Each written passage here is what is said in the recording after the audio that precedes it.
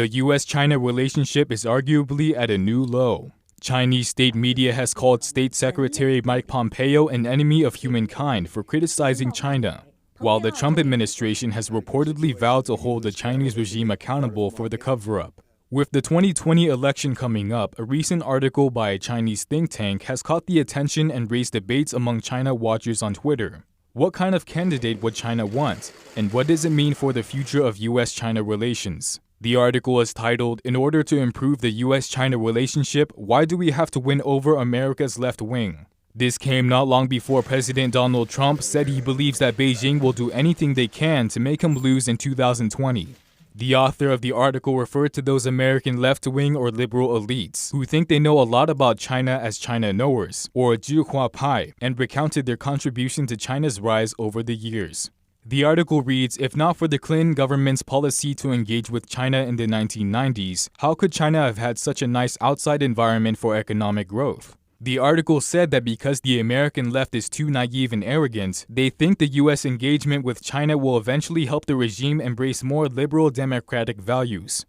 It adds that they had drawn wrong conclusions. It's exactly their mistakes that we took advantage of and won over opportunities for our own development and reduced the resistance to our uprising. The author noted that although past administrations on both the left and the right had pushed for engagement with China, the situation is different now.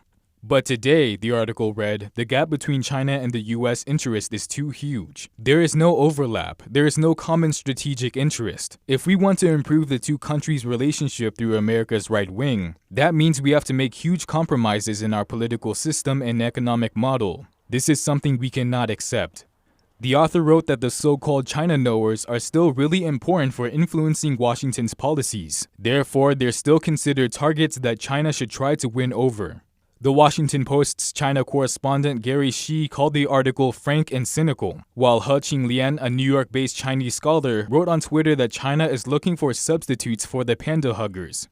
The term refers to Western academics and officials who had championed engagement with China and believe that China's rise is a good thing for the world. But in recent years, some of China's previous champions have become increasingly skeptical. In 2018, over 30 of the world's top China experts published a report calling China out for its covert, coercive, or corrupting operations. Many of them had previously advocated for China's rise. The report pointed out that the regime has been trying to undermine America's democratic process through its influence on the Chinese-American community, Chinese students in the U.S., American civil society organizations, academic institutions, think tanks, and the media. One China expert told the Washington Post that the report speaks to the disillusionment of an entire generation of China specialists who thought they were helping China emerge onto the world stage, only to discover that the project had gone badly awry. A Taiwanese scholar called the report a collective awakening of China experts. It remains to be seen how deep this awakening will run, but the Chinese regime's influence on Washington's China policies over the years cannot be dismissed. Chinese state media reported that in November 2008, right after the presidential election result was revealed, a research institute under the U.S. State Department reached out to their Chinese counterparts. It asked for their expectation lists on China policies. The new president received the report immediately after he took power in January 2009. The report is titled The Pivotal Relationship: How Obama Should Engage China. Half of it was written by a researcher named Liu Xuecheng from the China Institute of International Studies, an institute under the Chinese regime's Ministry of Foreign Affairs. The researcher told state media that although it's partly his report, it actually represents China. It's common for newly elected presidents to receive policy advice reports. But one co-authored by a Chinese national under the regime's central government is unprecedented in U.S. history. New York-based China scholar He Qinglian wrote at the time that it was no different than telling Beijing, "Please let me know, how shall I work with you in order to satisfy you?" The policy report asked the White House to respect China's core interests, to work with the Chinese regime on Taiwan issues, and not to arrange meetings with Tibetan activists.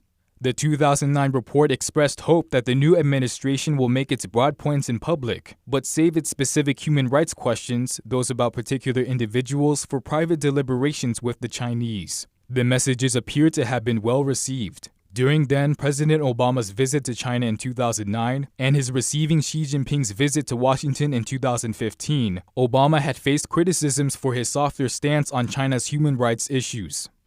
His administration officials reassured the media that the then president pulled no punches in private meetings. But some say the reality we are facing today clearly proves that the behind-closed-doors approach hasn't worked and needs changing. Where China wants to keep these issues is behind closed doors. I notice many of your previous diplomats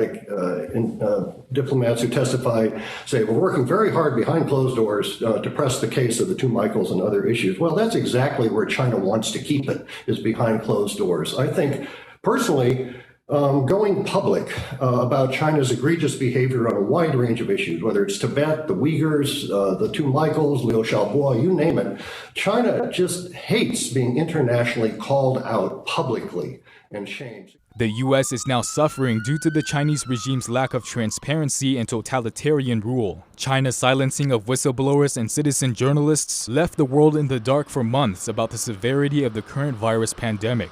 As the 2020 U.S. election approaches, President Trump and presumptive Democratic nominee Joe Biden are now in a race to see who can be tougher with China.